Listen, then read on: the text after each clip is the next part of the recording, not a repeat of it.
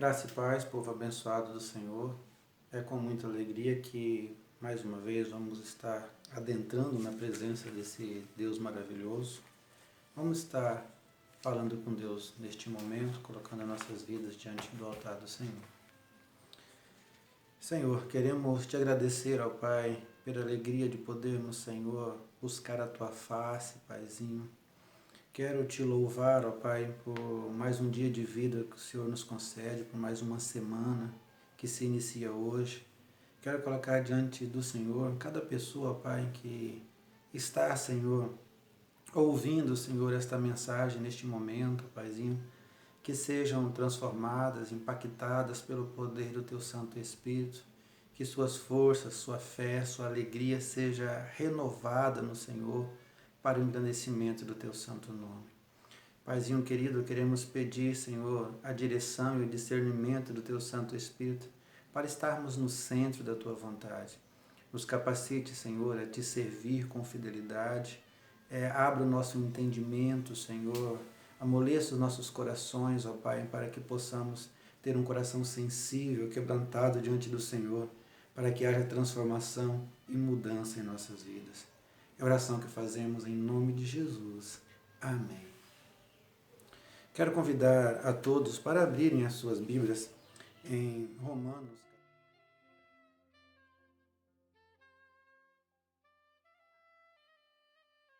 O pastor não vai estar lendo todo o texto, você pode pegar a sua Bíblia e ler o texto todinho, tá?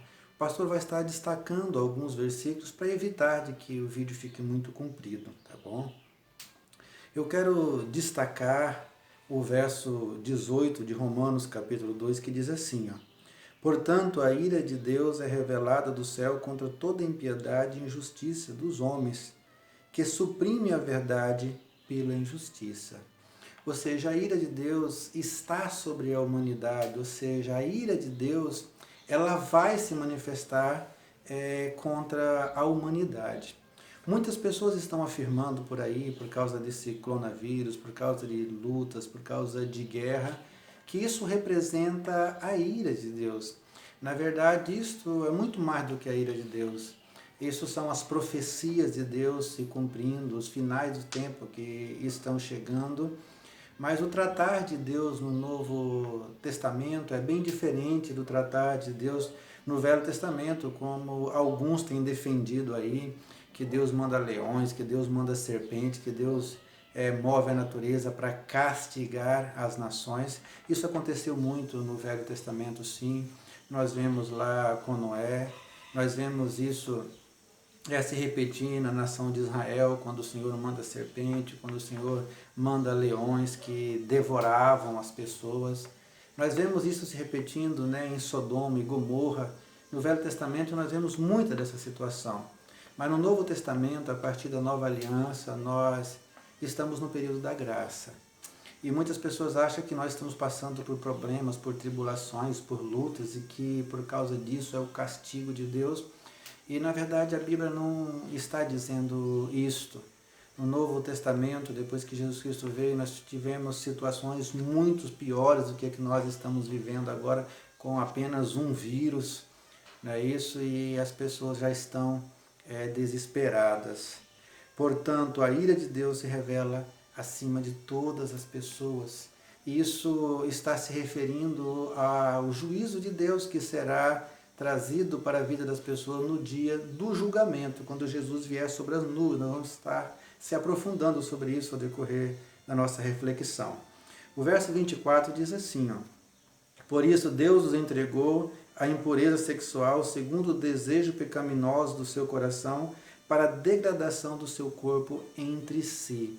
Ou seja, uma forma de Deus mostrar o quanto Ele está desagradando com as escolhas, com a forma que a humanidade tem conduzido a sua vida, em prol de prazeres, em prol de satisfação da carne, é Ele deixar com que o ser humano ele venha se destruir com as suas próprias mãos. Ou seja, Ele permite com que todos esses pecados sexuais aconteçam, com que toda essa baixaria que a gente tem visto na nossa atualidade aconteça, para que as pessoas colham aquilo que eles têm plantado.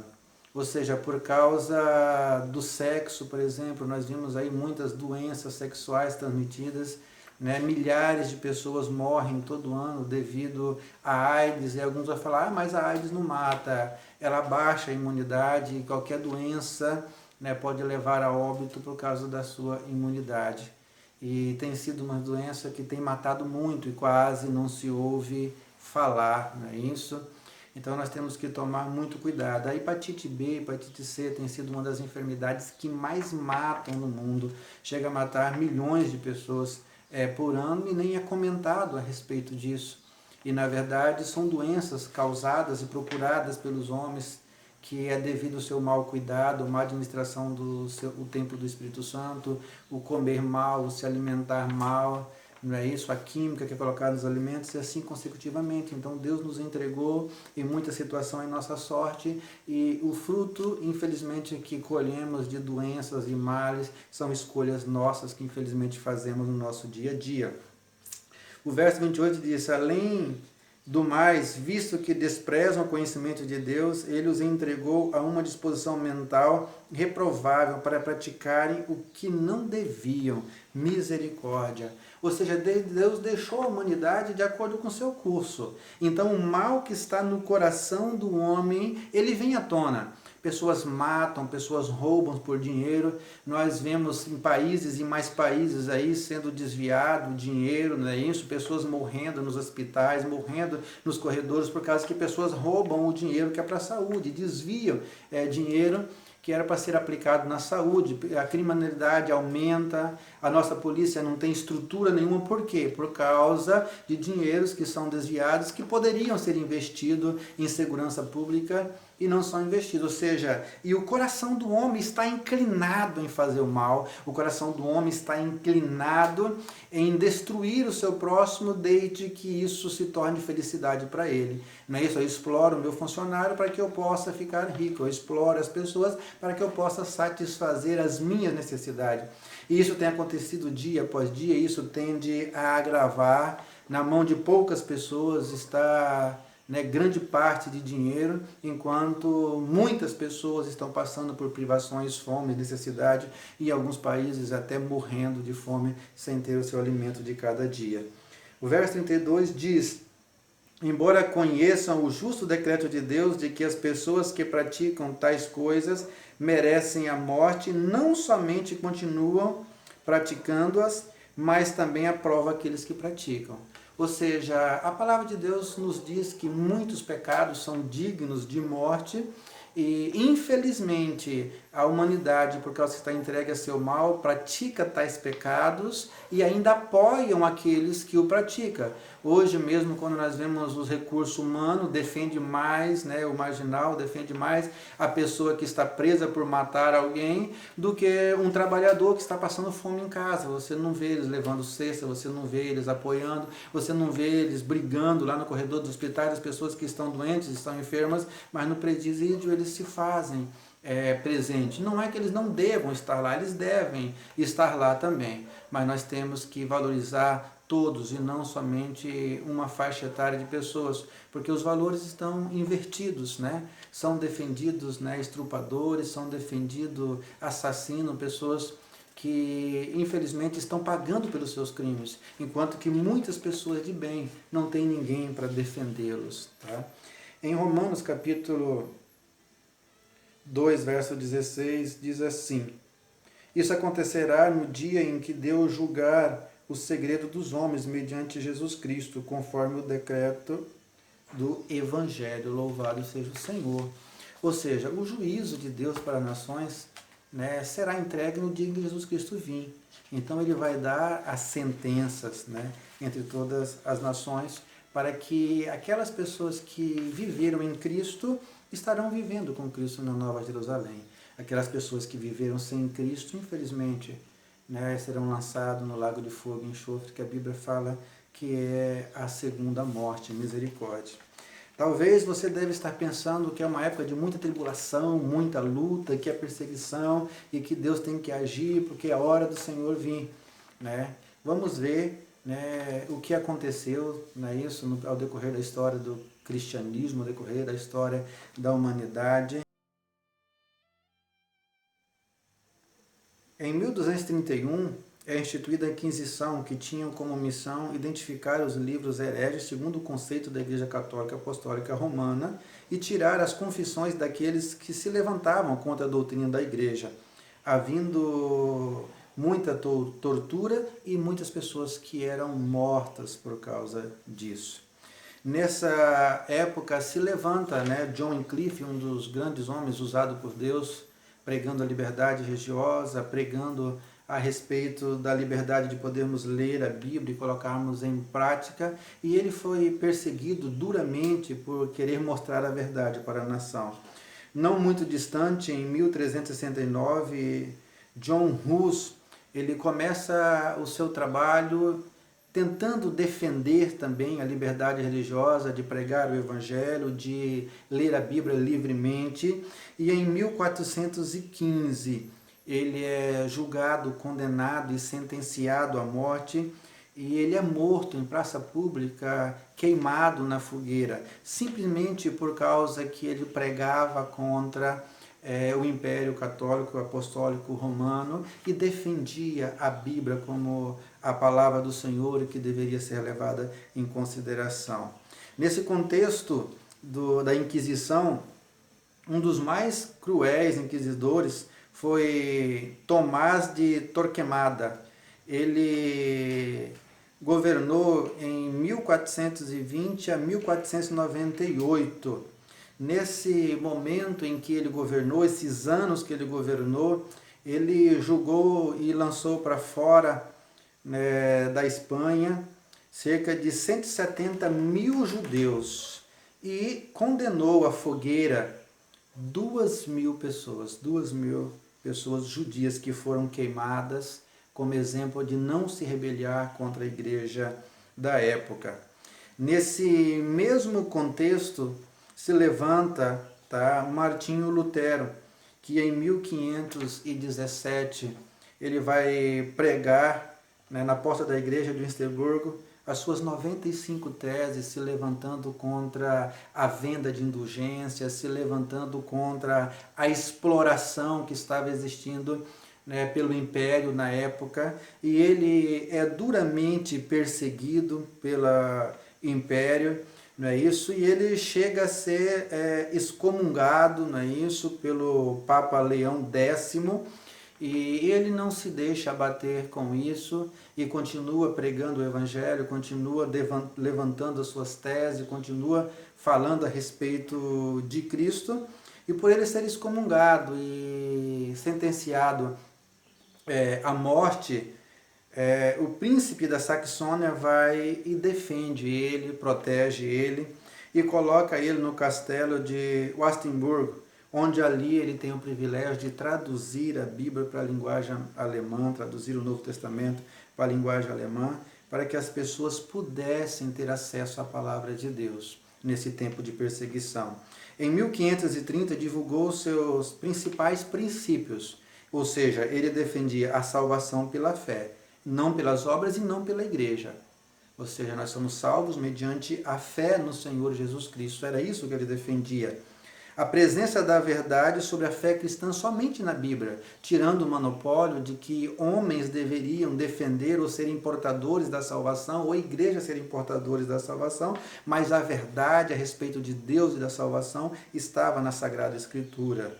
A livre interpretação da Bíblia ele defendia também, ou seja, qualquer cidadão poderia estar pegando a Bíblia, lendo e tomar as suas conclusões relacionadas a Deus, relacionado ao Evangelho. A proibição do uso de imagem. Então ele se levanta contra a imagem porque não viu base bíblica e por causa disso ele é severamente perseguido. E defendia também o uso de linguagem, né, alemã nos cultos, ou seja, Lutero estava defendendo que o povo tinha que saber o que estava sendo falado. porque as missas eram rezadas em latim, então a pessoa entrava e saía sem aprender nada. Então ele defende que os cultos deveriam ser realizados na língua da nação que estava cultuando. Ou seja, igual aqui no Brasil, em vez de ter missa em latim, a missa seria em português. E louvado seja o Senhor por esse sucesso, por essa alegria, onde nós temos o acesso à palavra de Deus na nossa linguagem, na nossa língua, da nossa pátria, e temos o privilégio, então, de podermos compreender a palavra do Senhor e aquilo que os mensageiros pregam e trazem até nós, tá? A Comissão da Inquisição chegou no Brasil em 1591 e ficou até 1767. Calcula-se que cerca de 400 brasileiros foram julgados e condenados. Não é isso? Mas 21 também foram executados em praça pública, 21 foram queimados lá em Lisboa. Não é isso? Foram levados para Lisboa e lá foram tirados a sua vida por defenderem princípios que contradiziam o padrão do império governante na época. Estima-se que entre 1478 e 1834, 300 mil pessoas foram condenadas e mais de 30 mil pessoas foram condenadas e queimadas em praça pública. Isso sim foi perseguição. Isso sim, nós podemos parar para pensar e imaginar que isso foi perseguição e mesmo assim Deus não interviu, mesmo assim Deus não mandou praga, mesmo assim Deus não mandou leões. E essas pessoas estavam se levantando contra o povo de Deus, estavam se levantando contra a igreja do Senhor Jesus Cristo, estavam se levantando como homens que realmente eram convertidos e que estavam preocupados com o bem-estar do reino de Deus e da sociedade. Lutero, uma das suas revoltas foi contra a venda da indulgência, que as pessoas compravam um papel assinado pelo Papa e este papel lhe daria a garantia da salvação, porque cabe à igreja essa autoridade de dar a salvação e perdão aos pecados segundo o contexto do Império Romano. Como se isso não bastasse, agora, recentemente, sexta-feira, o Papa acaba de declarar no Tribunal Superior que ele está perdoando, não é isso? Todas as pessoas que morrerem com coronavírus. Então, todas as pessoas estão infectadas com coronavírus e estão liberadas dos seus pecados, então pode morrer em paz, que vai para o paraíso, que vai para Nova Jerusalém, Como se fosse assim que as coisas resolvessem, como se um homem ou uma igreja tivesse autoridade para fazer tal coisa. Mas misericórdia pela falta de compreensão da palavra de Deus para com essas pessoas e que nós possamos levar a palavra de Deus de forma séria para que as pessoas sejam impactadas pelo poder desse Deus maravilhoso. Em nome de Jesus. Só em resposta a essa declaração feita pelo Papa em que está perdoando os pecados das pessoas que estiverem com coronavírus, a palavra do Senhor em 1 João, não é isso? Capítulo 2 está nos dizendo assim, do verso 1 e 2. Meus filhinhos, essas coisas vos escrevo para que não pequeis. E se alguém pecar, temos um advogado para com o Pai, Jesus, o Cristo, o justo. Ele é a propiciação pelos nossos pecados, e não somente pelos nossos, mas também pelo de todo mundo. Ou seja, só Jesus Cristo pode perdoar os nossos pecados e mais ninguém.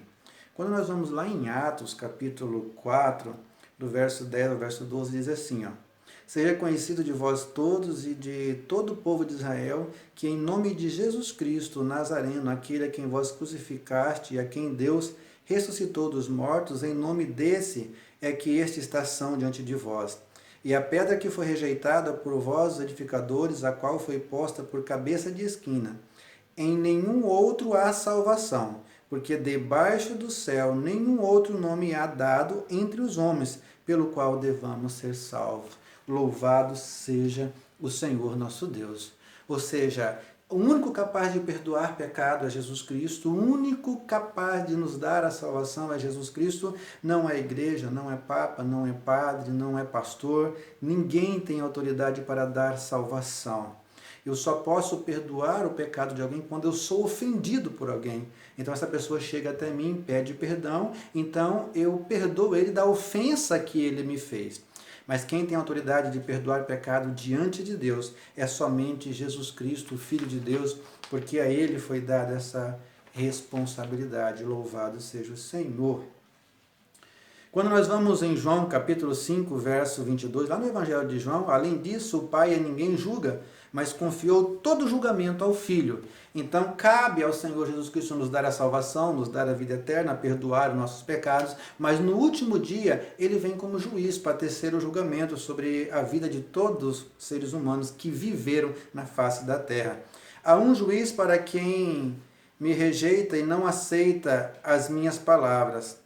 A própria palavra que proferiu condenará no último dia. Ou seja, os ensinamentos que Jesus Cristo nos deixou, mostrando o que é certo, o que é errado, ou seja, a sua palavra, à medida que nós vamos praticando, nós vamos sendo absolvidos, à medida que nós vamos pecando, nós vamos sendo acusados pela própria palavra do Senhor.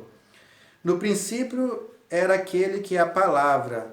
Ele estava com Deus e ele era Deus, ou seja, no princípio era Jesus, que é a palavra, ele estava com Deus e ele era o próprio Deus. Aquele que é a palavra tornou-se carne e viveu entre nós, e vimos a sua glória como a glória do unigênito do Pai, João 1,14. Ou seja, Jesus Cristo, que era a palavra, que é aquele que julga e tem nos julgado dia após dia, segundo as nossas ações, diante de Deus, não é isso? Este se fez carne, habitou entre nós e vimos a sua glória como a glória do unigênito do Pai. Por isso que ele deixa a sua palavra, ou seja, aquilo que ele fala se torna lei, se torna regra para aquele que quer servir a ele. Por isso que para receber a salvação eu tenho que aceitar Jesus como Senhor e Salvador da minha vida. Senhor, porque ele passa a governar a minha vida e a palavra dele se torna lei para que eu possa obedecer. Quem nele crê não é condenado, mas quem não crê já está condenado, porque não crê no nome do Filho unigênito de Deus. E este é o julgamento. A luz veio ao mundo, mas os homens amaram as trevas e não a luz, porque as suas obras eram más. João capítulo 3, verso 18 e 19, ou seja, aqueles que creem no Senhor Jesus Cristo, que aceita Ele como Senhor e Salvador da sua vida, esses passam a ter a vida eterna e não é condenado, ou seja, não vai passar pelo julgamento. Mas aqueles que não aceitaram a Jesus e continuam vivendo conforme a sua vontade, na prostituição, na idolatria, não é isso, fazendo as coisas para satisfazer o desejo da carne, esses já estão condenado porque não crê no nome do unigênito Filho de Deus. E o julgamento é esse, que a luz veio ao mundo, ou seja, Jesus veio ao mundo, demonstrou seus ensinamentos, a sua palavra, mostrando o que é certo, o que é errado, e as pessoas correm dele, porque não querem abandonar a prostituição, se sente acusado quando Deus fala contra o sexo fora do casamento, se sente acusado quando Deus fala contra a bebida, se sente acusado quando Deus traz à tona os seus pecados. Então eles fogem de Cristo e não querem compromisso com Cristo. Esses já estão sendo julgados. Por quê? Pela palavra de Deus. Quando eles desobedecem, eles estão sendo condenados. Mas glória a Deus que enquanto eles estão vivos, eles têm a oportunidade de se arrepender e aceitar a Jesus como Senhor da sua vida e mudar essa situação em sua vida. Mas eu lhe mostrarei a quem vocês devem temer. Temam aquele que, depois de matar o corpo, tem poder para lançar no inferno. Sim, eu lhe digo, esse vocês devem temer. Lucas 12, 15. Ou seja, Jesus está falando dele mesmo, está falando que ele tem autoridade para matar e tem autoridade para lançar no inferno. A ele nós devemos temer. Porque o inimigo, as circunstâncias, né, só podem tocar na nossa vida física. O máximo que pode fazer é arrancar a nossa vida, não é isso, aqui na terra. Mas o Senhor tem autoridade tanto para acabar com a nossa vida, como também para nos lançar no inferno. Misericórdia, né? Louvado seja o Senhor, aqueles que já entregaram a sua vida ao Senhor Jesus Cristo, né? Pois Deus não poupou os anjos que pecaram, mas os lançou no inferno, prendendo-os em abismos tenebrosos a fim de serem reservados para o juízo, segundo a Pedro 2,4, ou seja, Deus não poupou Satanás, Deus não poupou os anjos, não é isso? Ele julgou cada um deles e estão no inferno, esperando um dia que serão julgados juntamente com aqueles que morreram sem Cristo, para que eles venham ser lançados no lago de fogo e enxofre. Misericórdia, porque infelizmente muitos seres humanos estarão indo junto com eles. Infelizmente serão lançados no lago de fogo e enxofre. Serpentes, raça de víbora, como vocês escaparão da condenação do inferno? Mateus 23, 33. Então não adianta as pessoas tentarem argumentar e tentarem fazer as coisas para escapar do inferno sem aceitar Jesus como Senhor e Salvador. Não tem como. Não é isso? São tudo falsidade. E assim acontecerá no fim desta era. Os anjos virão, separarão os perversos dos justos e lançarão aqueles na fornalha ardente, onde haverá choro e ranger de dentes. Mateus 13, 49 e 50. Então, quando Jesus vier sobre as nuvens, ele vai mandar os anjos. Então, os anjos vão pegar os salvos e vão levar até ele. E ele vai aceitar e colocá-lo na Nova Jerusalém. Aqueles que morreram sem Cristo, infelizmente, os anjos vão recolher e lançar, após ser julgado, no lago de fogo e enxofre. Misericórdia. Aí será a grande separação. Ele respondeu: não, porque ao tirar o joio vocês poderão arrancar com ele o trigo. Deixem que cresçam junto até a colheita. Então direi aos encarregados da colheita: juntem primeiro o joio e amarrem-no em feixes para ser queimado. Depois junte o trigo e guardem no seu celeiro. Mateus 13, 29 e 30. Ou seja, os discípulos perguntaram a respeito de arrancar o joio, não é isso? Isso está falando a respeito de quê? Daquelas pessoas que se dizem crentes, que se dizem convertidas, que estão na igreja, mas em vez de ajudar, estão atrapalhando. Que estão na igreja assistindo o culto, mas estão dando testemunhos ruins lá fora. Essas pessoas... os discípulos estavam falando: Senhor, devemos proibir, devemos lançar ela para fora, devemos destruí-las. Ele fala: não, isso tem um tempo determinado. Então tem um tempo determinado para Deus tecer o seu juízo. Por isso que Deus entregou o mundo a seus prazeres. Por isso que acontece tanta desgraça, tanta misérias aí na terra, tantas pragas, tanta destruição, porque o ser humano tem colhido aquilo que eles têm plantado. Mas no dia certo o Senhor trará juízo e separará o joio do trigo. Não agora, no tempo do Senhor, que é o tempo determinado por Ele. Em Mateus 25, 41 diz assim: então ele dirá aos que estiverem à sua esquerda: maldito, aparte-se de mim para o fogo eterno, preparado para o diabo e seus anjos. Misericórdia. Não é isso? O fogo eterno, o lago de fogo e enxofre, ele foi preparado para Satanás e seus anjos. Os seres humanos entram lá de gaiatos, não foram criados para ir para o inferno, foram criados para ir para o céu, para ir para a Nova Jerusalém. Mas infelizmente, por causa do pecado, tem se contaminado, e se não aceitar a Jesus Cristo, infelizmente o seu destino é a morte, consecutivamente a segunda morte, que é ir para o lago de fogo e enxofre. No passado ele permitiu que todas as nações seguissem os seus próprios caminhos, contudo não ficou sem testemunho. Mostrou sua bondade, dando-lhes chuvas dos céus e colheita no tempo certo, concedendo-lhe sustento com fartura e enchendo de alegria o seu coração. Atos 14, 16 e 17. Ou seja, a palavra de Deus está nos dizendo que Deus está fazendo com que as pessoas recebam chuva, recebam sol, recebam suas colheitas, mesmo as pessoas que têm vivido na prática do pecado, porque Ele não está julgando agora, Ele está aguardando para o dia do juízo. Então eles têm sido misericordiosos tanto com os salvos quanto com as pessoas que não são salvas. Elas estão desfrutando de muitas coisas boas, porque muitas pessoas enriquecendo, né, e está aí na prostituição, e está aí maltratando, está aí perseguindo pessoas, às vezes até matando gente. Mas vai chegar a hora em que o Senhor vai cobrar dessas pessoas. E nós devemos seguir o exemplo do Senhor Jesus Cristo, porque a nova aliança, que é o cristianismo, que é o Novo Testamento, consiste nisso. Isaías 53 diz assim: ele foi oprimido e afligido, contudo não abriu a sua boca. Como um cordeiro foi levado para o matador, e como uma ovelha que diante dos seus tosqueadores ficava calado, ele não abriu a sua boca. Isaías 53, 7. Ou seja, mesmo Jesus Cristo sendo oprimido, ele não abriu a sua boca, ele não questionou, ele não julgou, ele não condenou. Não é isso? Ele não se levantou contra as autoridades que estavam oprimindo ele, mesmo ele sabendo que estava sendo julgado indignamente, estava sendo condenado por uma coisa que ele não fez. Mas ele não se levantou. Isso é o papel do cristianismo. Assim como Deus não se levanta para destruir as pessoas hoje, apesar de ter se levantado lá no passado, no Velho Testamento, como Ele não se levanta para fazer isso hoje, Não é isso? Jesus Cristo não se levantou na hora do seu julgamento, que se ele quisesse, ele chamaria legiões de anjos, não é isso? E seria defendido.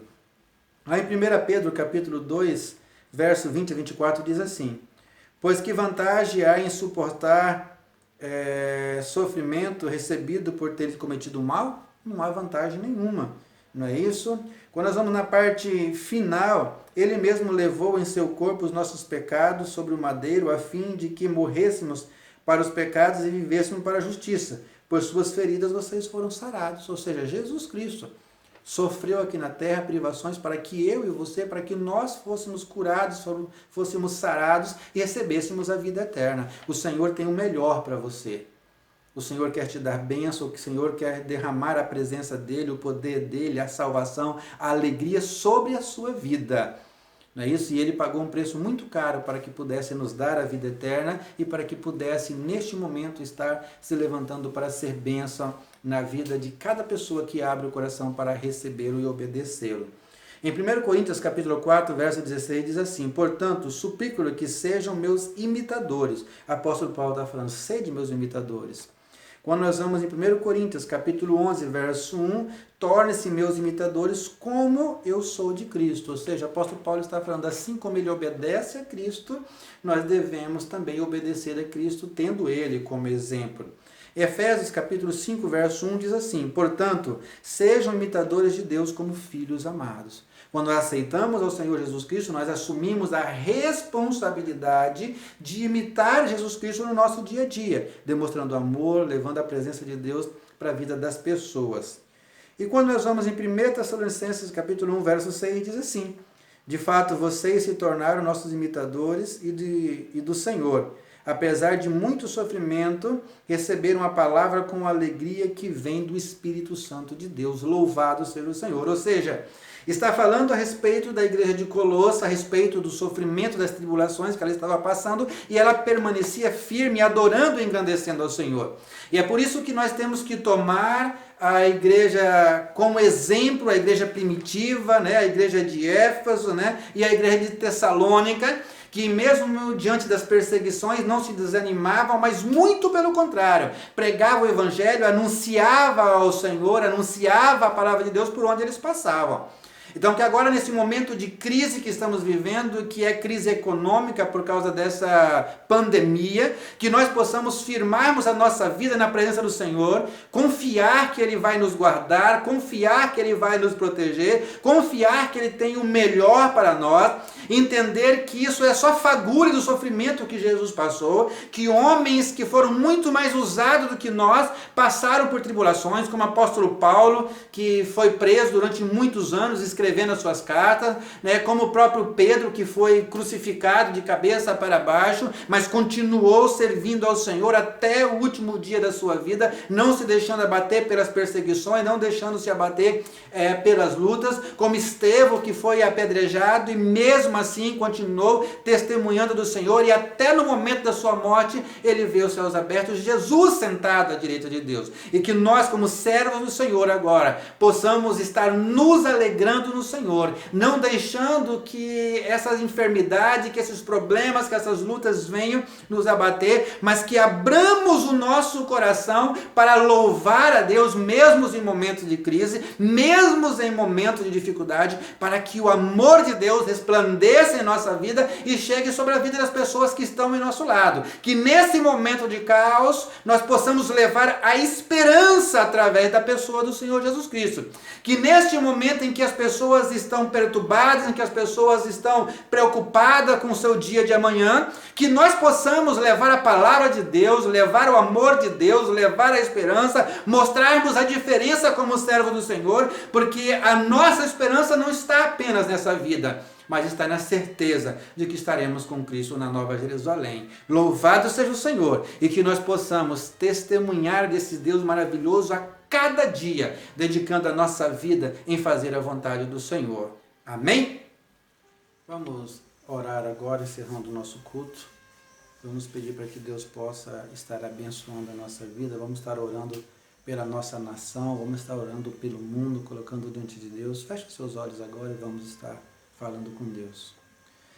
Senhor, queremos te louvar, ó Pai, por esse momento em que estamos diante da tua presença, em que refletimos, Senhor, na tua palavra e pedimos, Senhor, para que o Senhor continue manifestando o teu amor, o teu cuidado, a tua graça sobre as nossas vidas, ó Pai. Queremos te pedir, Senhor, pela tua igreja, Senhor, que está espalhado pelo mundo. Que o Senhor tome os teus servos, renovando a tua força, renovando, Senhor, a vida dos teus servos, dando a eles graça, paz, esperança, amor, ó Pai. Que sejam fortalecidos, Senhor, na autoridade do teu Santo Espírito e que sintam-se, Senhor, guardados e protegidos pelas tuas santas mãos, Paizinho. Queremos pedir, Senhor, em favor, ó Pai, de cada pessoa, Senhor, que está conosco, Senhor, neste momento, Senhor, que estão, Senhor, ouvindo, Senhor, este vídeo, ó Pai, que o Senhor possa tomá-los em tuas mãos, Senhor, lançando por terra, Senhor, toda a enfermidade, todo o mal, lançando por terra, Senhor, toda dor, toda depressão, toda tristeza, toda angústia, Senhor, toda fobia caia por terra em nome do Senhor Jesus Cristo. Ministramos, Senhor, a sua cura, a sua restauração, o seu renovo, Senhor, sobre as nossas vidas, ó Pai. Queremos te pedir, Senhor, pela nossa nação, Senhor, pelo nosso país. Queremos, Senhor, pedir perdão, Senhor, pelos pecados que têm sido cometidos, Senhor. Pecados, Senhor, de prostituição, pecados de idolatria, Senhor. Pecados, ó Pai, que infelizmente têm entristecido o coração do Senhor, ó Pai. Que o Senhor nos perdoe, que o Senhor nos liberte, ó Pai. Que o Senhor cure esta nação, Paizinho. Queremos, Senhor, te clamar, ó Pai, em favor, ó Pai, de cada um dos teus filhos que aqui estão, Senhor, pregando o teu evangelho, testemunhando, orando e clamando, Senhor, que o Senhor venha ao nosso encontro, nos guardando e nos protegendo, Senhor. Queremos te pedir, Senhor, pelos demais países, Senhor, no mundo afora, ó Pai, que estão enfrentando, Senhor, essa calamidade, enfrentando enfermidade, pobreza, Senhor, corrupção também, orgia, prostituição, em nome do Senhor Jesus Cristo. Vai levantando pessoas, homens, Senhor, mulheres, usados pelo Teu Santo Espírito para propagar o Teu Evangelho, ó Pai. Que a Tua palavra seja anunciada e muitas almas, Senhor, sejam alcançadas, Senhor. Esteja manifestando a Tua misericórdia, protegendo, Senhor, o mundo, Senhor, dessa enfermidade. Nós sabemos, ó Pai, que é consequência do pecado. Nós sabemos, Senhor, que é fruto, Senhor, da ação do homem, ó Pai, que não descansa, sempre quer mais, Senhor, e vai criando problema para si mesmo, Senhor. Mas nós clamamos, Senhor, pela sua misericórdia, pela tua graça, Senhor, pedindo para que o Senhor intervenha nessa situação, porque grande é o Senhor, digno de todo louvor, que detém toda a glória, todo o poder, e em tuas mãos, Senhor, todas as coisas estão, Senhor, no seu devido lugar, Senhor, e sob o seu controle, Paizinho. Paizinho querido, nos dê uma semana abençoada na Tua presença. E tudo que formos fazer, ó Pai, venha engrandecer o Teu santo nome, Senhor. É a oração que fazemos agradecidos em nome de Jesus. Amém. Estamos findando mais esse culto abençoado na presença do Senhor. E quero desejar que o amor de Deus Pai, a graça do nosso Senhor e Salvador Jesus Cristo e as consolações do Espírito Santo estejam com cada um de vocês neste momento. Descanse no Senhor, sinta-se em paz, saiba que o Senhor está contigo, confie nele, que ele estará te protegendo e te guardando de todo mal. Até o próximo vídeo, em nome do Senhor Jesus. Dê o seu ok aí, se inscreva no canal, que você vai estar recebendo sempre mensagens abençoadas de Deus para a sua vida. Fique com Deus, em nome de Jesus.